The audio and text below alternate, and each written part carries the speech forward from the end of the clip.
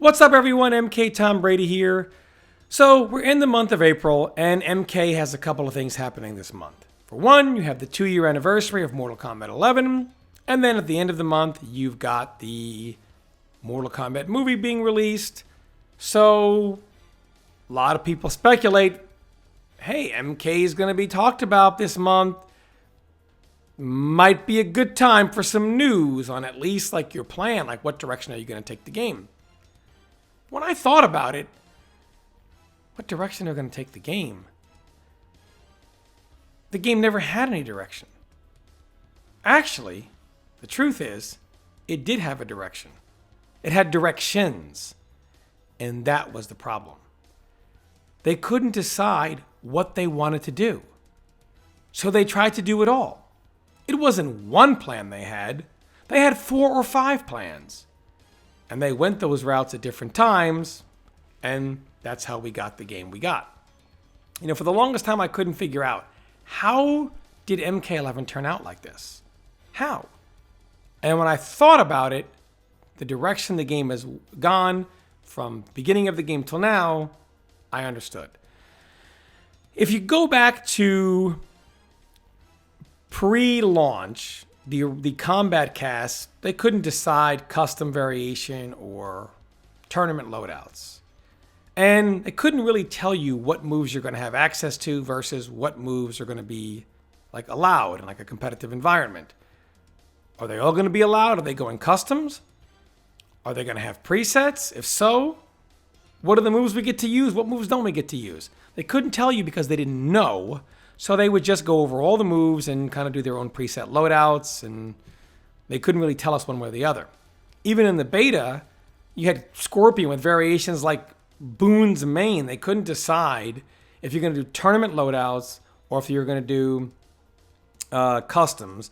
And even the beta came out it was like a month and a half before launch, and they still hadn't decided. Customs, presets, they couldn't make up their mind. It wasn't until the very last second they finally decided we're going to go with tournament loadouts, 2 variations to start. And then in the combat cast, they started showing you some preset loadouts that were tournament variations. In an interview done with Ed Boon, I think a little before launch, but shortly after they decided it was going to be 2 variations, they asked Ed Boon about the plans going forward, and he said, well, we started 2 variations, we could do 3 variations, we could do 4 variations, we could add moves and use those moves for new variations, or add those new moves that we added to the game for, an existing variation. Or we could go customs, because ultimately we want to do that if it's possible. So right off the bat, they couldn't make up their mind. Then they finally went with 2 variations. Then they couldn't decide 2 variations. Going forward, 3, 4, new moves, customs. I don't know. Couldn't make up their mind. So the problem is, in the game, we have a couple of problems here. So when the game launched, let's take a look at Raiden here.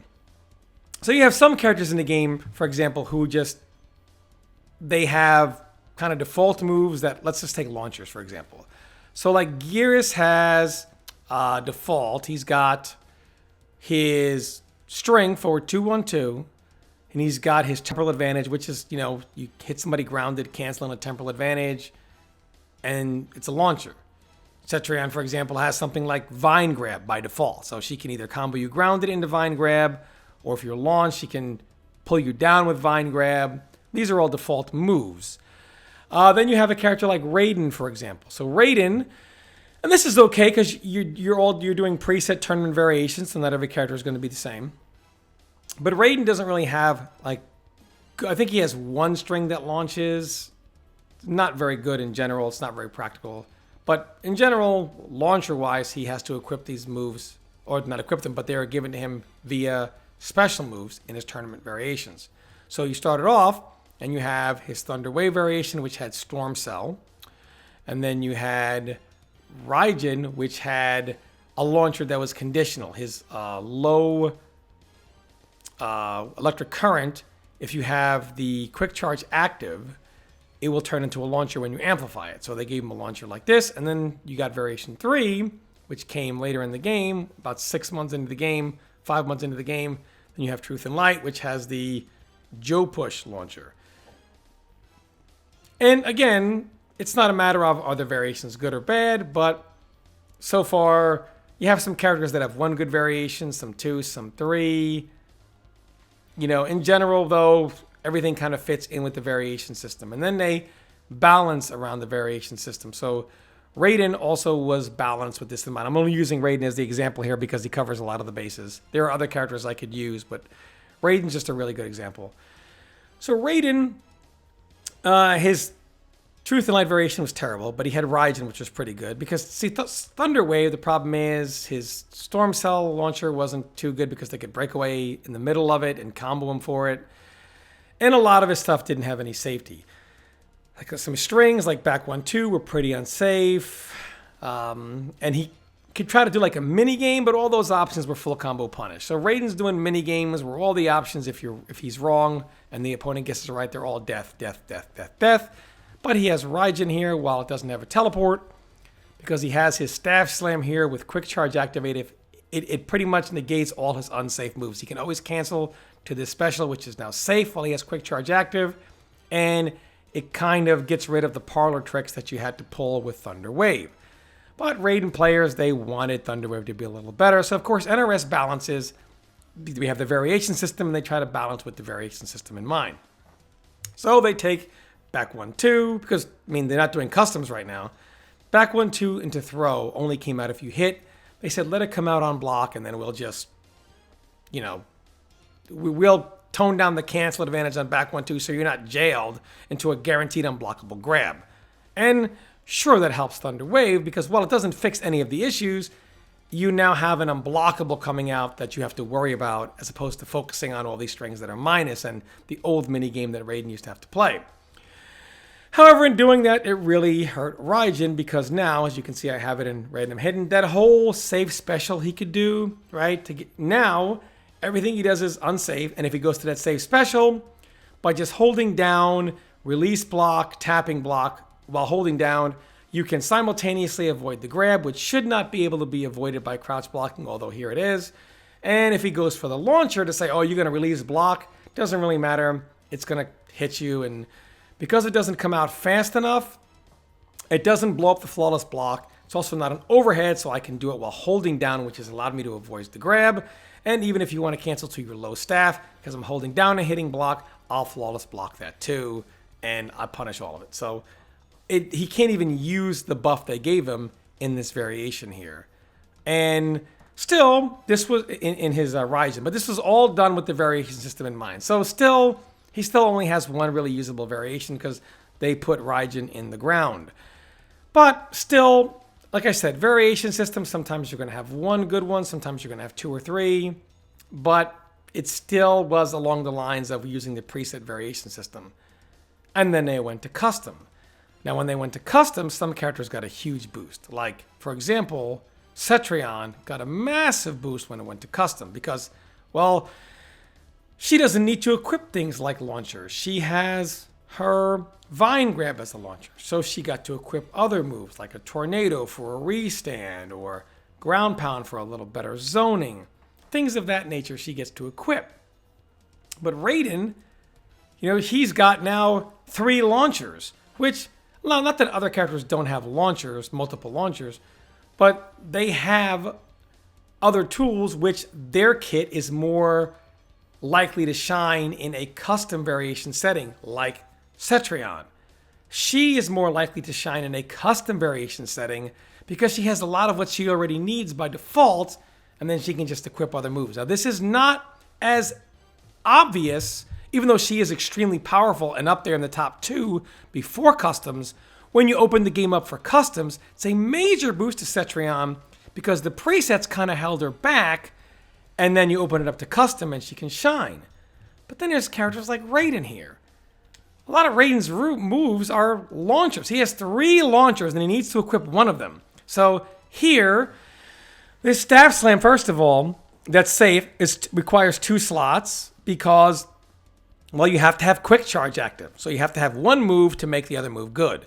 And you also have to have that move and have it active to make the launcher work. So you have a conditional launcher and that has to have one move equipped and active, so it takes 2 slots. You have a move that you could use for some safety, but that also takes a slot. So the slotting system crucifies Raiden because he has moves tied to this move or tied to that move to actually make them really good. Can't do that in a custom variation system because you end up using all your slots, and while this is okay in a preset variation system, it's not in a custom. And God, truth and light, this, like, whoever made Joe Push, like, who the hell are you? This man NetherRealm needs to out whatever moron made Joe Push. Here's a move that is absolute garbage, unsafe, inconsistent hitbox. It's a 2-slot move on top of that, and it replaces the electric fly, so you can't even use one of your better moves by equipping this worthless move. So what happens here is you have Storm Cell, a 1-slot launcher. You need to equip a launcher here, the way Raiden is. He's not a character that can survive without it. You have to equip a launcher, so you don't want to take 2 slots to do it. And it's a launcher that, since they fixed it, it now gets good guaranteed damage where the other ones do not. It's 1 slot, so you can fit in more moves. But the problem is, because of some of Raiden's moves are tied to, well, this move is good if you have quick charge. That move is good if you have that. I mean, it doesn't work for a custom variation system. So even though you have customs, Raiden is still using Thunder Wave. That's right. Even in a custom variation system, Raiden is still using his day 1 variation 1. Why? Because 2 variations, 3 variations, balance around those variations. No. Custom. Aha! Custom. We changed our mind. Well, Raiden's design doesn't work well for custom. It works more for preset. Because the hell am I going to equip these moves for? Yeah, to equip any one of these moves, I have to equip another move to make them good. This works for presets, not for custom. Then there's Cetrion. She shines in custom. Shines. And here's what's weird. Not just in the philosophy, as we just saw the massive flaw, and there are other characters like Raiden who, 2 variations, 3 variations, 4 new moves, customs, I don't know what we're going to do. They are really hurt by that. And then other characters, like they tug the game, and multiple characters go in one direction, others go in another. And here we have, let's take Shao Kahn. So if you bought the disc day 1, and you didn't have your console connected to the internet, you put your disc in. Shao Kahn's, for example, forward 2 was like 15 or 16 frames. You download the day 1 patch, now it's 21. Why so conservative? Well, they don't want characters to do everything, right? You don't want Shao Kahn or like Scarlet. They were really conservative on a lot of these characters because, they don't want them doing everything. Like a character that does everything, no, we don't want to go that route in the game. So they started out watering down. So I got it. You don't want a character that does everything really well. What the hell is this? You consciously watered down other characters because of one direction you wanted to go. And then you intentionally and consciously, over 2 years, made this character, which was already top 2, even better. Now, let's take Cetrion.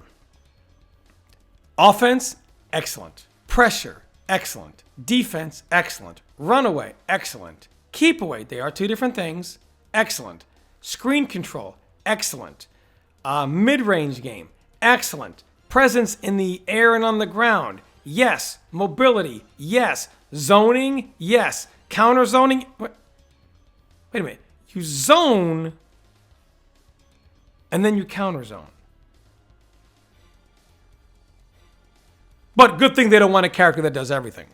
Restand, yes. Armor break, yes. Move that resets neutral, yes. I mean, what are you doing? What the hell are you doing? How the hell do you go from this? We don't want to take any chance. We got to be real. We don't want to give him everything now. We don't want to go too far. And what the hell is this? What the hell is this? You don't want to go too far. You know? So first, you don't want characters to have too much freedom, and then we get this, and then we get this, and then we get this. What do you mean? You want to water down these characters. You have characters that have nothing and characters that have everything. Because at one time, well, we don't want to go too far. We don't want a character to have everything. And then they change their mind. You know what? Take the cuffs off. Let's see how far we can push them. Do you want to water them down, or do you want to see how far you can push them? Which is it? Which is it? Well, we did these characters with one idea, these with another idea, this with another idea. Yeah, believe me, we know. You think we're fooled, but we know, brother. And then, so Rain was made for MK Ultimate. When they made Rain, they knew custom was going to be a thing. So Wave Dash here, they banned it. Why? Well, this is a really good movement tool. Rain's movement's already really good. He doesn't need Wave Dash for his movement. We'll just ban it. Not make it do something else. We'll just ban it. Good job, NetherRealm. Genius. Great ingenuity. We'll just ban a move. And then let's go back over here to Cetrion. So, yeah, his movement's already good. He doesn't need that. Could cause problems. Sure. Can't you use that same argument here for teleport? Can't you say she's already good? She already has zoning. Why does she need counter zoning on top of everything else? Couldn't you have used that logic here and banned this move the same as you banned Rain's, or made it 2 slots the same as you've made other moves 2 slots for far less reasons? In fact, I'm willing to bet that if Cetrion were released today, this move would either be banned, only allowing it in custom, like casual custom, or would at the very least be 2 slots. If they could release her right now, this move would not be like this. It would either not be in any it would not either be banned or 2 slots. But why don't they just do that with Ultimate, right? Why don't they just go back in and fix some of these things? Well, this move is tied to a variation. You can't have spring cleaning if teleport is banned. You can't have spring cleaning if teleport is 2 slots, because she has Geyser that's 2 slots. Now someone's going to say, well, Tom, we don't have presets. We have customs. You're wrong. We have customs and we have presets. And moves are bound because they're still tied to a preset variation. Even when NRS went custom variation, they still couldn't make up their mind. They couldn't plunge. We're definitely going to go in the direction of custom. They said, well, let's leave the presets in 2 for whatever reason. They still couldn't make up their mind 100%. So, of course, what do? We'll do them both. But now you can't do changes because certain moves are bricked because they're tied to an existing variation. Now, of course, they could always have gotten rid of the preset, but this is the problem. They can never make up their mind. They can't just plunge in one direction. And that's how MK11 turned out the way that it did. And I think this is this is obvious. Even characters like Melina, where we say some of her moves should be default as opposed to something you have to select. Well, you got to keep in mind, when they did an interview with Ed Boon and he mentioned new moves, they did another interview later with one of the lead designers, and they mentioned, hey, how about these new moves? And those comments were, whoa, slow down. New moves are not as easy as people make it seem. You can't just slap new moves in the game. You have to make sure that these new moves work in every situation. First, the move has to function right just on its own. And then, what does it do in this situation and in that situation? And when it hits like this, when it hits like that. And do that against every character to make sure it all works right in every situation against every character that the move is used. So it's a lot of work to implement just one new move, let alone 2 or 3, like you would have to do if you took 3 moves out of Melina's custom move list and made them default. So it's not very easy to do. Unfortunately, even though I made a video in which I said, I don't think the game needs an overhaul, when you look at the fact that it was pulled 10 different directions, it does this over here, and that over there, and that here, and this there, this variation, and you're good with customs. You need presets to be a little more balanced. It doesn't work. You have characters that work great with customs, some work better with presets. Characters who do nothing, characters who do everything. I mean, it just doesn't work. It doesn't make any sense. And because it's pulled in 10 different directions, to take the game and make it go one direction, yeah, they got to overhaul it, man. I mean, I hate to say it because I know they're not going to do it. I just don't see how else it works. It's just going too many different directions at the same time. They couldn't make up their mind, so they tried to do all of it, but all of it doesn't work. All of it doesn't work in the same direction. It pulls the game, it pulls the characters, it pulls things in different directions. And that causes all the problems that we have in MK11. So, are they going to have the game go in one direction? I don't know. Are they going to try to do 5 different directions again to kind of fix the 5 different directions it's already going? Hopefully not. Only time will tell. But a big problem is, I hate to say this, man. I don't want to be a Debbie Downer here, man. I don't want to come off harsh. NetherRealm, thus far, Mortal Kombat 11 can be summed up in one word. Incompetence. And I hate to say it, but I'm just calling it like it is. And I don't want to be a downer here, man. I want to be more positive about this. And maybe the future can be positive. But to this date right now, it only shows incompetence. And really, if they can't fix this game, if they do no update or barely do anything at all, it calls a major and disturbing lack of faith in what the hell they're actually doing. But I'm hoping for the best. And let's hope we get it. But let me know what you think in the comments.